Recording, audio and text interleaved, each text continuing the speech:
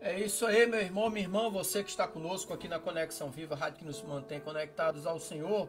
Agora são exatamente 7 horas e 29 minutos, manhã do dia 12 de junho de 2024, quarta-feira. Deus abençoe, graça e paz, queridos, e aos casais de todo o Brasil, de todo esse país abençoado, que sejam abençoados mais e mais. Feliz Dia dos Namorados a todos. Deus os abençoe e que esse relacionamento se fortaleçam a cada dia em nome do Senhor Jesus. Amém?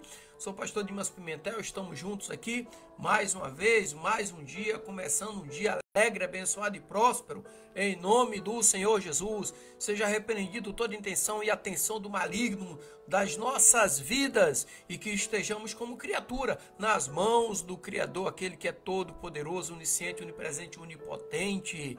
Muito obrigado, meu irmão, minha irmã, por estar nos acompanhando mais um dia. Deus abençoe, estamos ao vivo aqui na nossa web rádio Conexão Viva, a rádio que nos mantém conectados ao Senhor na nossa programação, conectados com Cristo. E na nossa programação seguimos as mensagens sobre os milagres de Jesus. E hoje nós estamos exatamente no quarto milagre, que é a pesca maravilhosa. O que é que nós aprendemos com a pesca maravilhosa, queridos? Vamos orar então? Senhor Deus Santo, vivo, poderoso, Criador dos céus e da terra, Deus, muito obrigado por mais um dia de vida, a oportunidade que o Senhor nos dá para sermos melhor do que fomos ontem. Abençoa-nos, ó Pai, com essa reflexão e torna os nossos dias mais alegres, abençoado e próspero, devido à sua presença no nosso meio. Em nome de Jesus oramos, amém, graças a Deus. A pesca maravilhosa, o relato, está no capítulo 5 do Evangelho de Lucas, do versículo 1 ao 11. E o texto diz assim: certo dia Jesus estava perto do lago de Genesaré e uma multidão o comprimia de todos os lados para ouvir a palavra de Deus. Viu à beira do lago 2 barcos deixados ali pelos pescadores que estavam lavando suas redes. Entrou num dos barcos, o que pertencia a Simão, e pediu-lhe que o afastasse um pouco da praia. Então sentou-se e do barco ensinava ao povo. Tendo acabado de falar, disse a Simão: vá para onde as águas são mais fundas, e a todos lancem as redes para a pesca. Simão respondeu: mestre, esforçamo-nos a noite inteira e não pegamos nada. Mas porque és tu quem está dizendo isto, vou lançar as redes.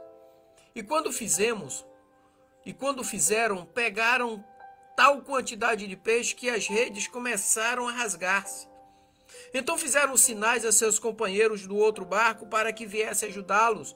E eles vieram e encheram ambos os barcos ao ponto de começarem a afundar. Quando Simão viu isso, prostrou-se aos pés de Jesus e disse: afaste de mim, Senhor, porque sou um homem pecador. Pois ele e todos os seus companheiros estavam perplexos com a pesca que haviam feito, como também Tiago e João, os filhos de Zebedeu, sócios de Simão. E Jesus disse a Simão: não tenha medo, de agora em diante você será pescador de homens. Eles então arrastaram seus barcos para a praia, deixaram tudo e o seguiram. Esse texto é muito interessante porque Jesus começa a escolher os primeiros discípulos. Mando um abraço aqui para o meu amigo, meu irmão, meu vizinho Flávio. Deus abençoe Flávio, abençoe sua família, Ana, filhos, filha, e derrame bênção sobre a tua vida em nome de Jesus. Esse texto que nós lemos é muito interessante para nós. Ali nós temos a frustração por uma noite inteira de trabalho mal sucedido. Retornaram da pescaria de mãos vazias, cansados, com sono e tristeza. Mas Jesus, ele entrando num dos barcos que era o de Simão, pediu que se afastasse um pouco da terra e, assentando-se ele naquele barco, ele começou a ensinar a multidão.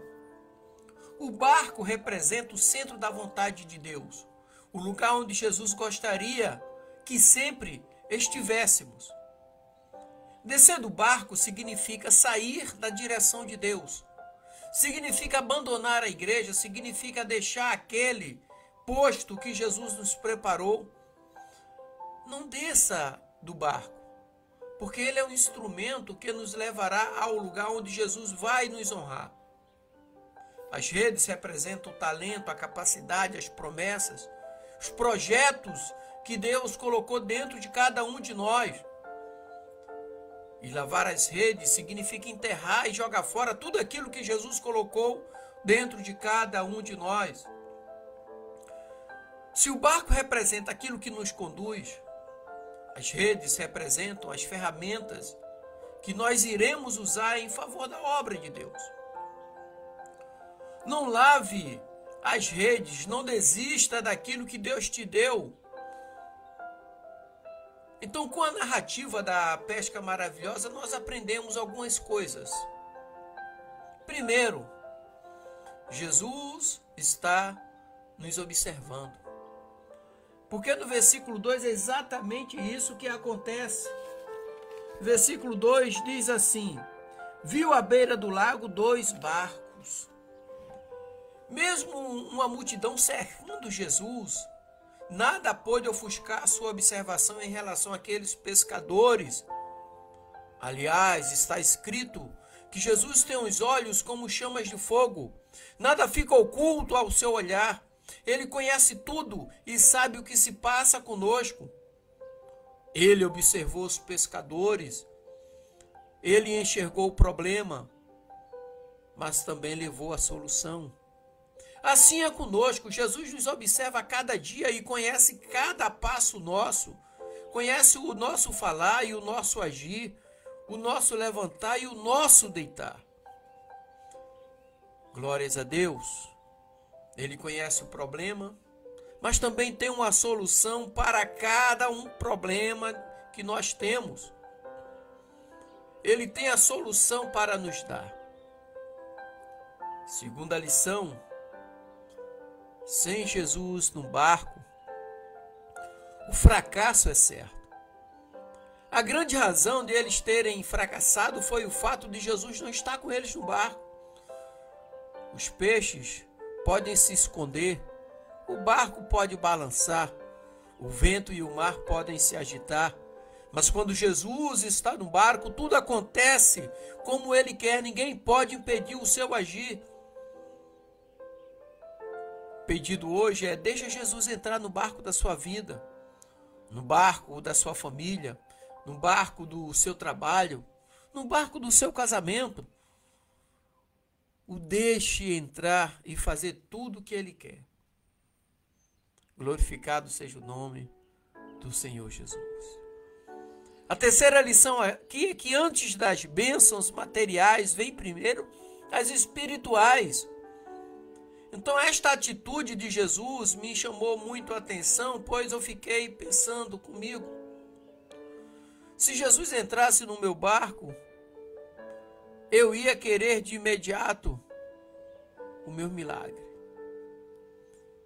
Mas acontece quando Jesus entra no teu barco, imediatamente o milagre chega. Agora, antes de fazer o milagre material, Jesus cuida das coisas espirituais do Pai. Antes de realizarem a grande pesca, tiveram de ouvir da polpa do barco as belas palavras de Jesus. Tiveram que alimentar a sua alma e fortalecerem a sua estrutura espiritual. Eu aprendi uma lição muito importante com essa passagem. Jesus nunca vai começar uma obra pelas coisas terrestres, mas sempre pelas coisas do céu, pelas coisas espirituais. Muitas das vezes, quando Jesus entra na nossa vida, queremos que Jesus haja de imediato nas coisas terrestres e não compreendemos o seu agir. E mal percebemos que primeiro é necessário termos uma estrutura espiritual para receber as bênçãos que Ele tem reservado para cada um de nós. Espere no Senhor com paciência, porque eu tenho certeza que Ele está trabalhando na sua vida, assim como Ele trabalha na minha. A quarta lição é que o sobrenatural é bom, muito bom, mas a intimidade com o Senhor Jesus é ainda muito melhor. É o melhor. No versículo 4, ali diz que, e quando acabou de falar, disse a Simão, faze-te ao mar alto, vai para o mar profundo. Jesus poderia muito bem realizar o milagre de onde eles estavam, pois eles têm todo o poder, Jesus tem todo o poder para fazer tudo o que quer e como quer, e na hora que quer e a quem Ele quer. Mas por que Jesus ordenou que eles fossem para o meio do mar? No meio do mar não havia beira da praia e nem multidão. Era só Jesus e eles. Isso significa e nos ensina que Jesus queria intimidade e profundidade no relacionamento. Precisamos, muitas das vezes, nos afastar da beira da praia e ir para o meio do mar. Necessitamos entrar em um relacionamento mais profundo com Deus. Chega de videogame, futebol e novela, é tempo de orarmos um pouco mais. É tempo de experimentarmos a boa, perfeita e agradável vontade de Deus. Afaste-te ou afasta-se de tudo aquilo que te impede de ter um relacionamento mais profundo com Deus. Ele quer te revelar e fazer coisas maravilhosas na tua vida, na vida daqueles que estão à tua volta. A quinta lição é que Jesus tem um controle sobre todas as coisas. Ele diz ali no finalzinho do versículo 4, lançai as vossas redes para pescar. Todas as circunstâncias eram contrárias à ordem imperativa de Jesus. Era dia e se pesca à noite, o cansaço era evidente, e Jesus era um carpinteiro. Obviamente que para alguns pescadores Jesus não sabia nada de pescaria. Mas se o seu lado humano não sabia nada da pesca, o seu lado divino tem poder sobre todas as coisas. Não é tinha, tem poder sobre todas as coisas. Aprenda, ou por que não dizer, aprendamos uma lição com isso. Precisamos prestar muita atenção nisso que eu vou dizer. Você pode ter controle sobre o barco e sobre a rede, mas quem tem poder sobre o mar e sobre os peixes é Jesus. Isaías fala assim, Kadosh, Kadosh, Kadosh, Santo, Santo, Santo é o Senhor. Kadosh, Kadosh, Kadosh, Ren Adonai. Nada podemos fazer se Jesus não estiver conosco. Você pode ser o melhor e conhecer todas as estratégias, mas o único que alcança o impossível é Jesus. Sexta lição, uma das melhores aqui, ou a principal. Obediência gera milagres. E respondendo Simão disse-lhe, mestre, havendo trabalhado toda a noite, nada apanhamos, mas sobre a tua palavra lançarei a rede. Obediência gera milagres. Então Pedro nos transmite uma lição muito grande. Mesmo sendo o mestre da pescaria, ele foi humilde e confiou na palavra de Jesus, o mestre dos mestres.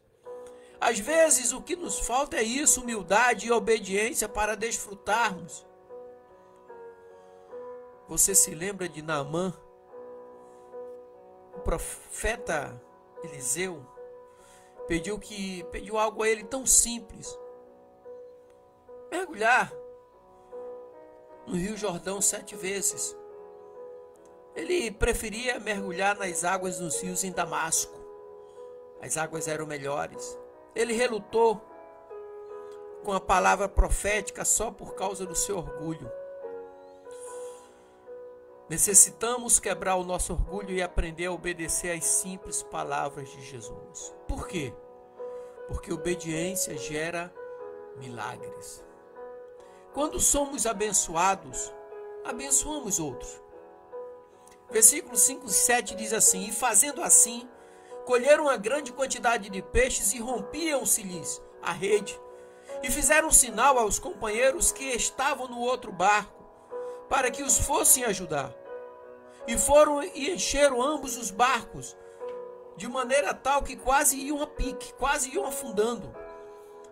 O milagre na vida deles foi tão grande que não somente eles foram abençoados, mas também aqueles que estavam ao seu redor. Não somente eles encheram o seu barco, mas também aqueles que estavam por perto. Isso é uma palavra profética para a nossa vida. Deus quer nos abençoar para sermos abençoadores. Chega de egocentrismo e querer tudo apenas para você.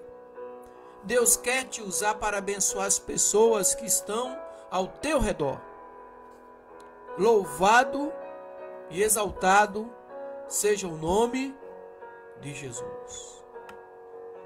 Deus abençoe, queridos. Graça e paz.